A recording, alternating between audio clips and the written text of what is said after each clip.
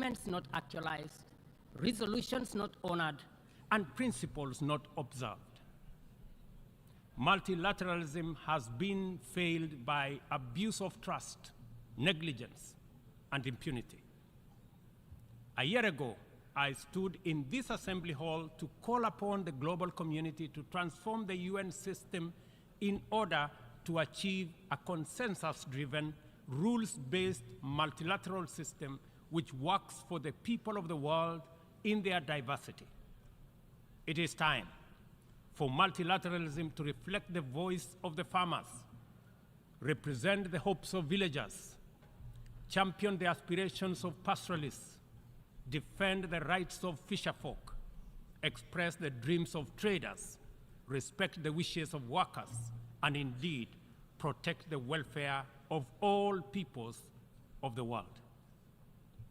In the face of the most urgent crisis of our time, it is now clear that the international community has fallen seriously behind in meeting its targets in both climate action and the implementation of the Sustainable Development Goals, as well as their underlying enabler, peace and security.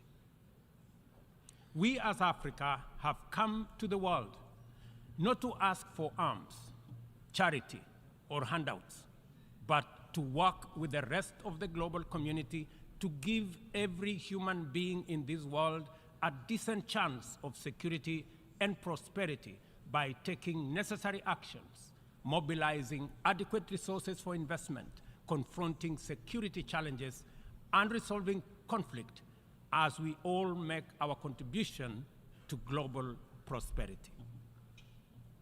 Kenya is proud of the contribution it continues to make in its tireless endeavor to support peacemaking, conflict prevention, peacekeeping, peace building, and other interventions undertaken across different regions.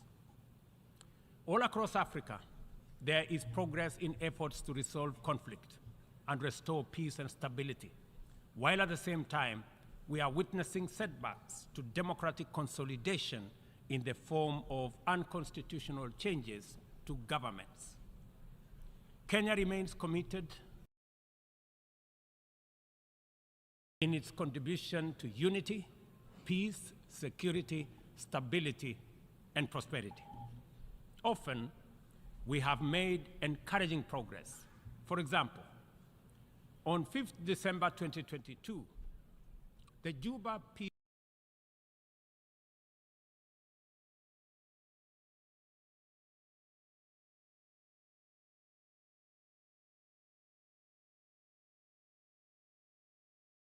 mistrust between the global north versus the global south, developed versus developing, rich versus poor, polluters versus victims, and net emitters versus net victims, which complicate and frustrates multilateralism, is the inevitable result of promises not kept, commitments not actualized, resolutions not honored, and principles not observed. Multilateralism has been failed by abuse of trust, negligence, and impunity.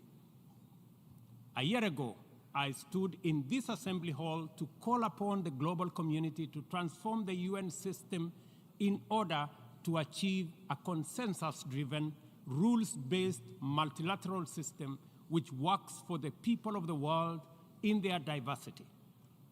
It is time for multilateralism to reflect the voice of the farmers, represent the hopes of villagers, champion the aspirations of pastoralists, defend the rights of fisherfolk, express the dreams of traders, respect the wishes of workers, and indeed protect the welfare of all peoples of the world. In the face of the most urgent crisis of our time, it is now clear that the international community has fallen seriously behind in meeting its targets in both climate action and the implementation of the Sustainable Development Goals, as well as their underlying enabler, peace and security. We as Africa have come to the world not to ask for alms, charity, or handouts, but to work with the rest of the global community to give every human being in this world a decent chance of security and prosperity by taking necessary actions, mobilizing adequate resources for investment, confronting security challenges, and resolving conflict as we mobilizing adequate resources for investment, confronting security challenges, and resolving conflict as we mobilizing adequate resources for investment, confronting security challenges, and resolving conflict as we mobilizing adequate resources for investment, confronting security challenges, and resolving conflict as we mobilizing adequate resources for investment, confronting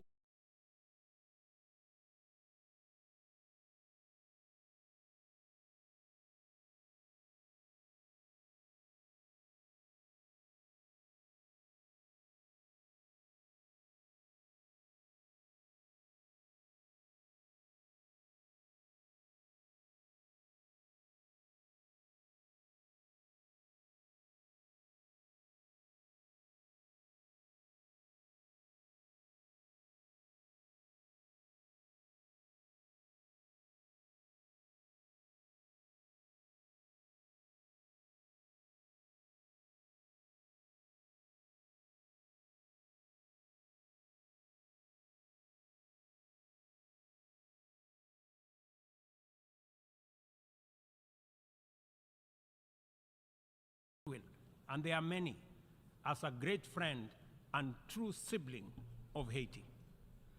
We urge the United Nations to urgently deliver an appropriate framework to facilitate the deployment of multinational security support. We urge the United Nations to urgently deliver an appropriate framework to facilitate the deployment. We call on the Security Council to contribute positively by approving a resolution under Chapter 7 that tailors the security support mission to the specific needs of Haiti and its people. This should be part of a comprehensive strategy that includes delivering humanitarian aid, supporting livelihoods, instituting reforms, and fostering a political process guided and owned by Haitians, all in the aim of enabling free and fair elections within a reasonable time frame. We are encouraged by many countries which have already stepped forward to take part in this solidarity. We must recognize that stability, peace, and security form the foundation on which the pursuit and realization of sustainable development and climate action stands. This realization must enable us formulate strategies which treat these initiatives as interconnected, mutually reinforcing, and complementary dimensions of a single agenda. The tragic spectacle of young people from Africa boarding rickety contraptions to gamble their lives away on dangerous voyages in pursuit of opportunities abroad, either as conflict, climate, or economic refugees, is a statement of the failure of the global economic system. At the recently concluded Africa Climate Summit in Nairobi, we undertook to begin the journey to course correct and execute a paradigm shift in our pursuit for development and climate action. First, we recognize that both climate action and sustainable development goals must be pursued simultaneously with greater resolve, urgency, and ambition. No meaningful development can take place in countries that are also struggling with climate shocks, and yet, at the same time, the frequency of climate emergencies impedes any meaningful development. As a defining outcome of the Africa Climate Summit, we committed Africa to consider the dual problems through an opportunity lens and deliver effective solutions by pursuing a fresh trajectory. Development is a basic necessity for every society. It must happen one way or another. There should be no doubt about that. Annually, 30 million young people in our continent need jobs, and many more need food. Half of our continent is in the dark without access to electricity in 2023, while hundreds of millions can only cook using biomass because they have no electricity. This is why the commitment of African nations in the Nairobi Declaration is both radical and transformative. Development, in our opinion, is a fundamental imperative, and green growth is the only sustainable way to achieve it.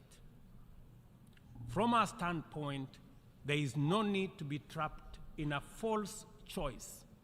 Sustainable development is robust climate action, and climate action is development. Africa's potential is defined by abundant and diverse resources, ranging from a youthful, highly skilled, and motivated young population, immense renewable energy potential, and mineral resources, including critical minerals, and extensive natural capital endowment, including 60% of the world's unutilized arable land. Capital and technology can find no better returns anywhere than the tremendous investment opportunity in Africa's potential. Such investment would drive green growth, creating jobs and wealth, while decarbonizing global production and consumption. Further, the investments would also connect over 600 people to clean electricity, provide clean cooking to about 1 billion people, finance green manufacturing, including e-mobility, transform African agriculture and food systems, including the manufacture of green fertilizer, process vast tonnage of steel, aluminum, and lithium required by new green industries, and enable our young people find the livelihoods they desire at home, and reverse the tide of migration in the opposite direction. To unlock financing at scale and create incentives for investment at scale in green opportunities, the Nairobi Declaration makes the reform of the international financial system a priority. No meaningful climate action or development can take place in conditions of financial distress. According to IMF data, as of last month, 10 low-income countries were already in debt distress, and 52 are at high or moderate risk of falling into debt distress. The 3.3 billion people in these countries are trapped in a vicious circle of emergency responses, reconstruction, and recovery from more frequent climate shocks, which diverts resources away from both development and climate action, and sucking vulnerable countries into a downward spiral of debt and environmental stress. The global community must therefore develop a debt restructuring initiative that does not wait for nations to plunge over the cliff into debt distress before providing relief. Rather, the new sovereign debt architecture should extend the tenure of sovereign debt and provide a 10-year grace period for countries that are in debt distress. The second financing intervention relates to concessional financing. It is time to work with the international financial institutions to provide more concessional loans, approximately to the tune, in our estimation, of about $500 billion, and to provide increased liquidity support through special drawing rights with a minimum target of what was obtained during the COVID pandemic of $650 billion. Access should be based on specific needs, not entitlement, and this necessitates changes to the allocation mechanism different from what we saw during SDRs for COVID. The third critical reform is that of the financial market reorganization. The entire system of risk assessment and the opaque methodologies employed by credit rating agencies and risk analysis needs to be overhauled at the minimum.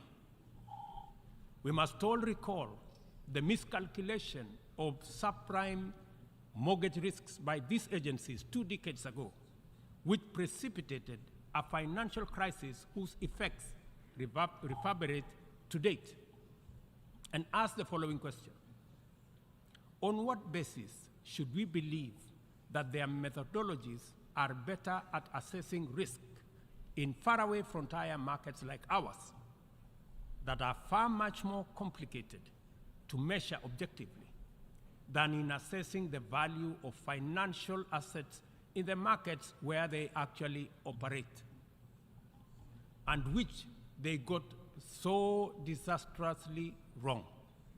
If they got it wrong then, I bet you they have it wrong now. In any case, any objective rating must also take into account principles of responsible sovereign lending and accounting, specifically emphasizing the need for international accounting systems that supports the proper valuation of mineral wealth, natural capital, and ecosystem services in the computation of national GDPs. Until that is done, very wealthy countries will be categorized as poor. The fourth limb of the interventions arising out of the Nairobi Declaration is the establishment of a global public climate financing mechanism funded through a global carbon tax on trade in fossil fuels, as well as an emissions levy on aviation and maritime transport, including the option of a global financial transactions tax in order to make available dedicated, affordable, and accessible capital for green investments at scale. The roadmap to this new and urgently needed institutional infrastructure involves sustained engagement at various multilateral processes, and the instruments to actualize it by 2025 shall be a new global climate finance charter to be negotiated through the United Nations General Assembly, COP28, and associated processes. We understand the facts about our collective situation as a global community and as a member of the United Nations family. We know the magnitude of our shared challenges and common threats. We appreciate that multilateralism is on trial, and our task is to defend it. We also recognize that multilateralism is broken, and it is our responsibility to fix it. From this moment to 2030, and from our problems to their solutions, we are connected by a coherent agenda of robust collective action. We must therefore muster the courage and will to stand together in solidarity and act, to right past wrongs, solve present problems, and secure our collective future, to protect and empower all people and support our friends in need, to restore broken trust, raise hopes high, and keep faith strong, and finally, to pursue, achieve, and sustain positive change in order to make billions of cherished dreams come true. We must start right away, for we have no time to lose. And I thank you. On behalf of the Assembly, I wish to thank the President of the Republic of Kenya and Commander-in-Chief of the Defense Forces for the statement just made. and I request protocol to escort His Excellency. The Assembly will hear an address by His Excellency Wesley Semino, President and Head of Government of the Federated States of Micronesia,